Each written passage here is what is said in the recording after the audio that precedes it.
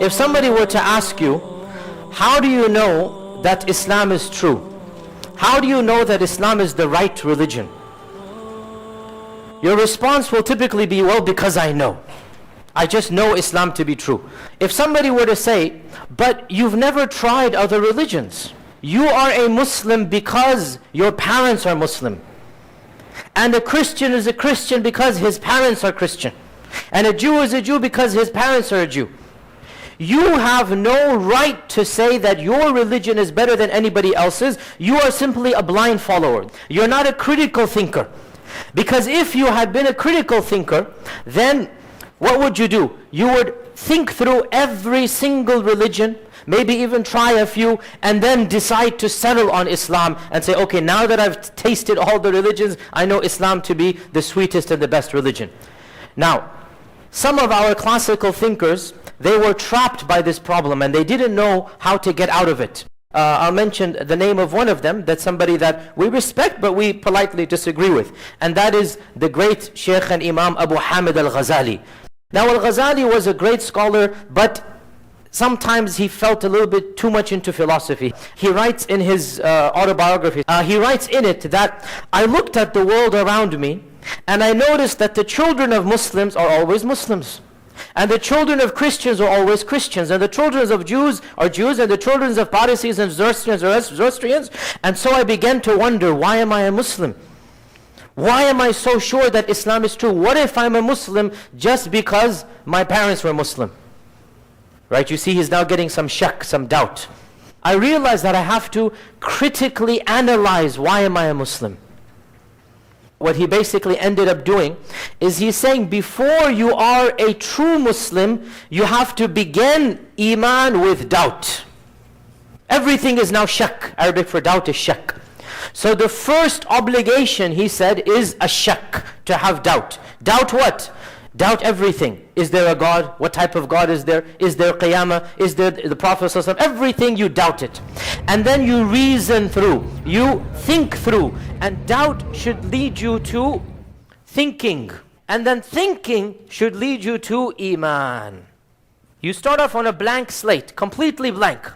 Means, I don't know, is there a God or not? I don't know, is there a Prophet or not? I don't know, is there a Qiyamah or not? This is a blank slate. And then you think things through. Is there a God? Yes, there's a God. Is there a Prophet? Yes, there's a Prophet. You logically and rationally think things through.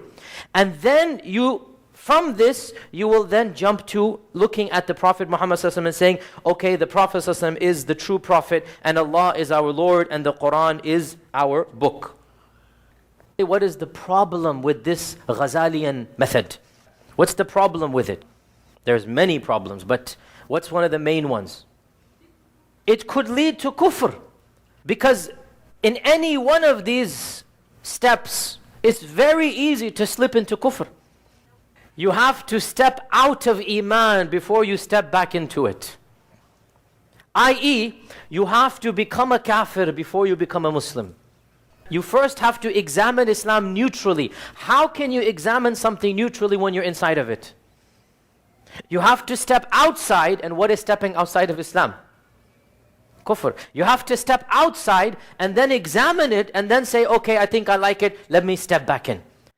What this system basically says is that every Muslim must become a kafir before becoming a true Muslim. And what this means, therefore, is that all of us who were born into Islam, according to Al-Ghazali, then you are not true Muslims. You're not thinking Muslims. We can say, for example, okay, the Sahaba themselves, they went through this process because they weren't Muslim when they were born. The majority of the Sahaba were pagans. And this is, by the way, what a convert does. All people who convert to Islam, this is what they do, is that they think and then they embrace Islam. But the children of the Sahaba, did any of the Sahaba tell their children, my dear son, become kafir before you become Muslim? And the earliest generations, did they do this? No. This is a big problem to say this, and it has many other repercussions. But this is what happens when you think too much philosophically. You start doubting everything.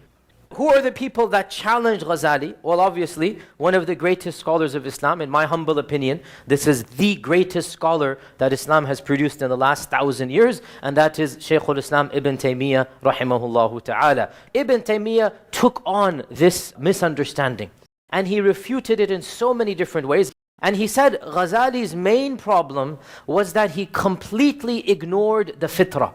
And the fact of the matter is, Ghazali's analysis of the problem is spot on.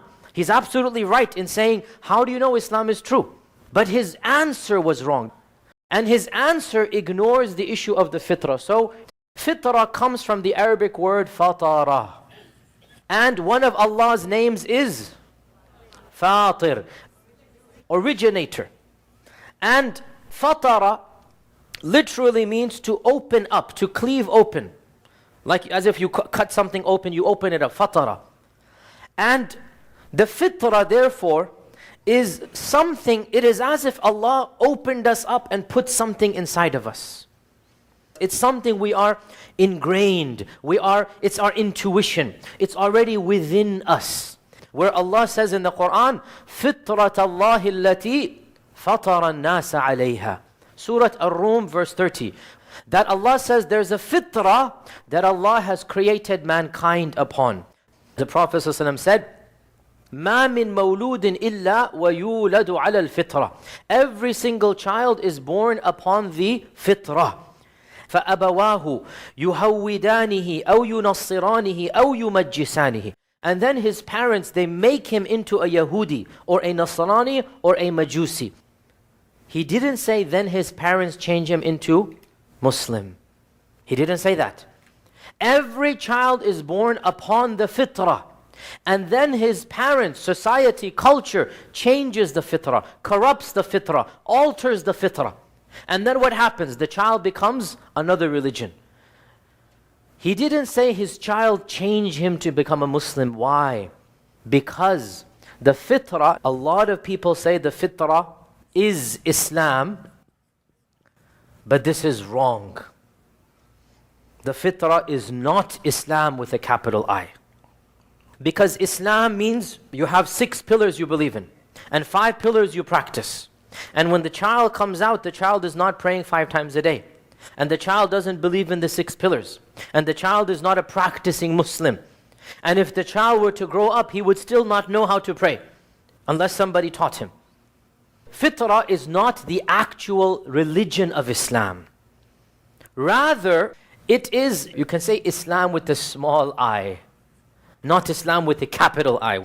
Islam with a small I mean linguistically, Islam means to submit to Allah. And therefore the fitrah is that which causes you to submit to Allah subhanahu wa ta'ala intuitively. This is what the fitrah is. And the fitrah is something that Allah has ingrained in every single child. It's already there. There are many examples of this. The most clear example is the issue of the mithaq. When Allah says in the Quran, وَإِذْ أَخَذَ رَبُّكَ مِنْ بَنِي آدَمَ مِنْ ظُهُورِهِمْ ذُرِّيَّتَهُمْ وَأَشْهَدَهُمْ عَلَى أَنفُسِهِمْ أَلَسْتُ بِرَبِّكُمْ قَالُوا بَلَى شَهِدْنَا. This is the mithaq. What does the mithaq mean? It means covenant. It means ahd. It means promise. What is the covenant? Allah says in the Quran, Allah extracted from Adam all of the arwah.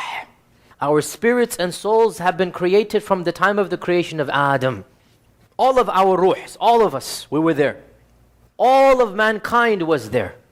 And Allah spoke to all of us. فَكَلَّمَهُمْ. He spoke to all of us. أَشْهَدَهُمْ عَلَى أَنفُسِهِمْ أَلَسْتُ بِرَبِّكُمْ. Which means, am I not your Lord?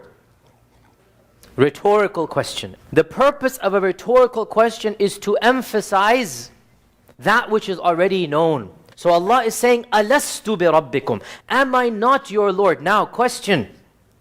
Allah extracted all of us. Yet He did not teach us anything. Question.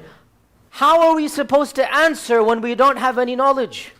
How are we supposed to answer when we don't even have a book or a prophet or a wahi? If Allah has not taught us, where did we get this knowledge from to say so confidently? Allah expects us to already know the answer, and yet Allah has not taught us anything through a book or revelation. You understand the question? How do we know this answer? Because Allah already put it in our fitrah. It's already ingrained within us. Without Allah teaching us, we already know. And that goes completely against the blank slate theory, tabula rasa. What is Al-Ghazali's understanding? When the child comes, he's a blank slate. And then people begin writing on the piece of paper. Our understanding, when the child comes, mashallah, tabarakallah, he has plenty of encyclopedias within him. You see the big difference here? And what does that tell the child, the fitrah? What does it tell the child? Well, the number one thing, alastu bi rabbikum. He doesn't need to think about, is there a God? Why is there a God? What? No, it's already in the fitrah. And another beautiful example of this, and that is the hadith of the creation of Adam. That when Allah subhanahu wa ta'ala created Adam, He blew the ruh into Adam. So the ruh started coming from the head down. So first it enters the brain, he begins to think. The ruh comes down and it enters his nose. And what happens when something comes into your nose? You sneeze. And so Adam sneezed. And without having been taught anything, the first phrase from the first human's mouth was Alhamdulillah. It's from his fitrah. He knows Allah not only exists, forget exists. What does Alhamdulillah tell us? He is worthy of being worshipped. It's in the fitrah. Alhamdulillah. Allah responded. So the first thing that Allah said to the first human was, Yarhamuka Allah ya Adam. The first thing that Allah says, Allah will have mercy on you, O Adam. The point here, once again, is Adam already knew Alhamdulillah without having been taught by Allah. Right? It's in the fitrah. Right? And once the Prophet ﷺ was waiting outside of a village, so they're waiting for the adhan of Fajr, and the muadhin called out, Allahu Akbar, Allahu Akbar. The Prophet ﷺ said, Ala al-fitrah. Ala al-fitrah. It's in the fitrah to say that Allah is the biggest and the best. Then when he said, Ashhadu an la ilaha illallah, then he said, Kharaja min al-kufr ila al-Islam. Now he has exited kufr and gone into Islam. What does that show? When you're on the fitrah, that's not enough to actually be a Muslim. The fitrah is not kharaja min al-kufr ila al-Islam. No, the fitrah is a step before Islam. The fitrah is a step before Islam. And it is a necessary step. But if you stop at the fitrah, you're not a Muslim with a capital M. Rather, you are ala al-fitrah. You are upon the fitrah. And there are many people in the world who are upon the fitrah. That they are good people. They want to do good. They know there's a God. This is the fitrah. But in order for be a Muslim, you need to say, Ashhadu an la ilaha illallah, Ashhadu anna Rasulullah. And you need to pray, and you need to fast, and you need to Ramadan, and. So this is Islam, right? So the fitrah and Islam are like, this is Ibn al-Qayyim's example, the soil to the seed. The seed is Islam. It needs the soil. But the soil without the seed is not Islam. There's no tree. There's no tree without the seed. You have the ingredients ready for the tree. So the fitrah is the sunlight and the soil and the river, the rain. That's the fitrah. And it's beautiful and luscious, but there is no tree yet. If the tree of Islam comes, and how is the tree of Islam planted? Through the Quran, through the Prophet ﷺ. That is the seed. The Prophet comes ﷺ and he plants the seed. Now that the seed has been planted, the tree will grow. And the tree will grow, and this will be Islam. This will be Islam. So, the fitrah and Islam are not exactly the same. You need a pure fitrah to be a Muslim. Now getting back to the Ghazalian question. The big problem with Ghazali is that he ignored the fitrah. How so? You see, he didn't take into account when he's giving this example of, well, how can I examine the room from inside the room? That's because Allah has given you an examining mechanism, a compass inside the room. And that is the fitrah. While you're inside the room, you have a means of examining it. You don't need to step outside. And that is the if you like, the compass of the fitrah. The fitrah will tell you the direction, and you'll see, okay, my room is facing in the right direction. You don't need to step outside. Stepping outside is kufr. And Allah does not want you to become a kafir before you're a Muslim. No.